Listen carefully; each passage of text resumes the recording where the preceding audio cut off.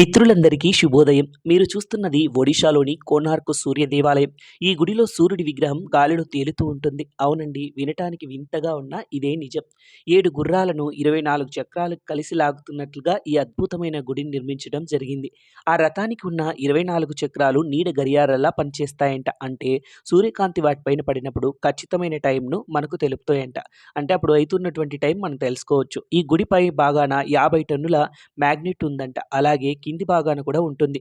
ఈ మ్యాగ్నెట్ ఉండటం వలన మధ్యలో సూర్యుడి విగ్రహం గాలిలో తేలుతున్నట్లు ఉంటుంది. ఈ మ్యాగ్నెట్ ఎంత పవర్‌ఫుల్ అంటే 13వ శతాబ్దంలో సముద్రంలో వెళ్ళే పోర్చుగీస్ వారి కాపర్స్‌ను కూడా డిస్టర్బ్ చేసింది. కాబట్టి వారి ట్రెండింగ్ దెబ్బతినకుండా మ్యాగ్నెట్‌ని తీసేసి సగం గుడిని కూల్చేశారు ఆ దుర్మార్గులు.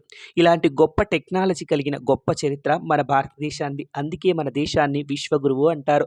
ఎన్నో ఆలయాలు, ఎన్నో మిస్టరీలు తెలుసుకునే ప్రత్యేక కార్యక్రమే భక్తి భారతం. Please subscribe my channel.